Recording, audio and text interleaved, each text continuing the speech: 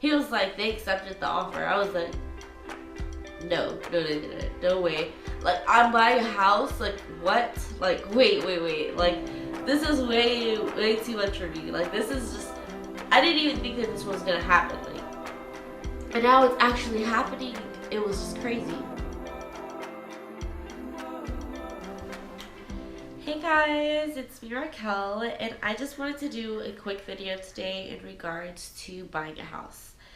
I was fortunate to be able to buy a house back in April, but it was not planned, it was very random, and it was a huge coincidence that it happened. So let me let you know about the process.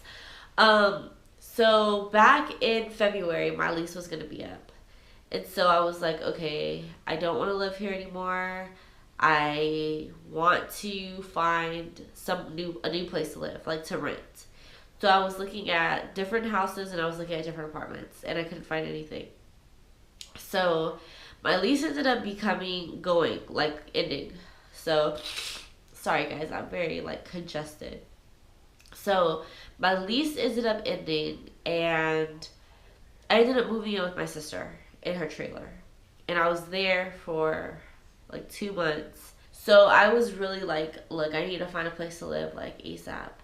So this guy I knew who was he was a realtor, and he was like, "Hey, you should have you ever considered buying a house?" And I was like, "Not really. I don't have any, I don't have any money to buy a house. I can't buy a house." And he was like, um, "You should look into it because you might be surprised. You should just try it." So I was like, what do I have to lose? I doubt that it's gonna happen, but I'll try it. I'll see what happens. So I ended up talking to a bank to see what I would even like get approved for, and I ended up getting approved for like 85,000. So we were on the search to find houses in that ballpark, but all the houses that I was finding, I did not like at all. Like a lot of them you had to buy appliances for, like a stove and like washer and dryer, and I was like, I don't have any. I barely have the money for the closing costs. Like I don't have money to buy appliances, so I wasn't like, I wasn't finding anything I liked. So last minute we found this house, and I was like, okay, it was over the price, and I didn't think that they would accept my price because they was at 95,000, and I only had a maximum of 85,000. So we ended up putting in the offer. They rejected our first offer, counter offered, we counter offered, and then they ended up accepting it. So all of this was like, I did not even believe that I was gonna get the house at all.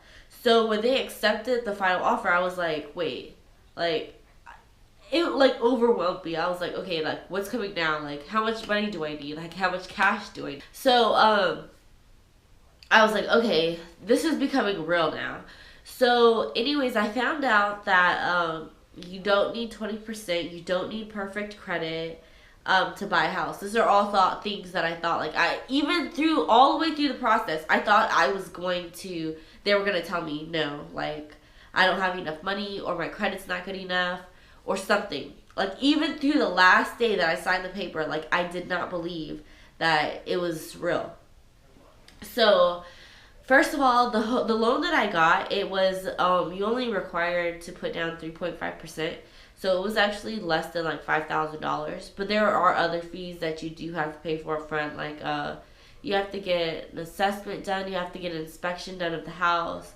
So those are things that you have to pay for.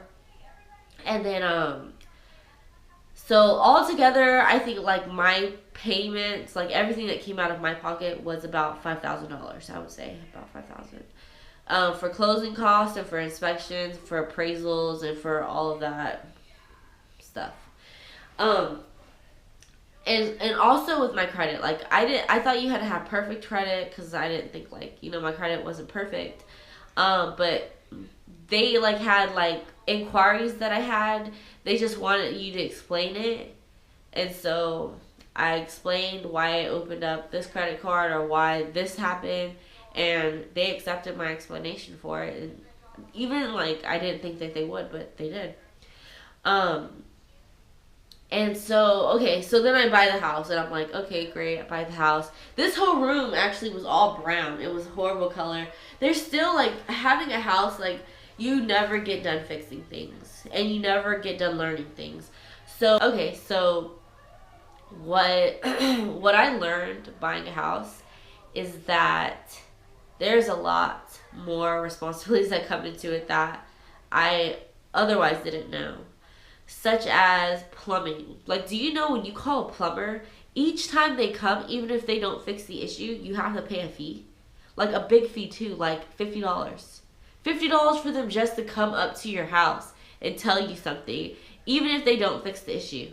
Some pros is that I can do whatever I want to my house. I don't have to ask for anything. Like, I can have as many pets as I want. There's not a limit. I don't have like a pet fee. If I want to do whatever I want to, the inside, the outside, I can do that. So that's nice. The cons, I have a crazy neighbor, and she is like the wicked witch of the east, and she is just horrible sometimes. Can't stand her. But who knew that that would come with buying a house? Like, I used to get mad at my neighbors upstairs when I lived in an apartment because they would complain about my music, and I was like, I can't wait till I get a house I can listen to my music as loud as I want.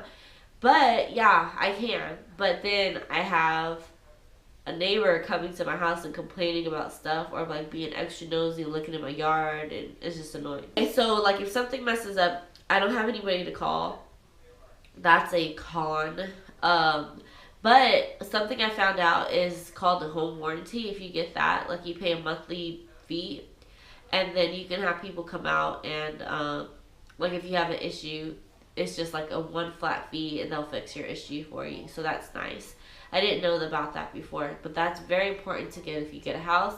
Get a home warranty. Sometimes you can pay for like for the year, it's like $300, or you can pay like monthly for it. So that's a really good thing to know and to have.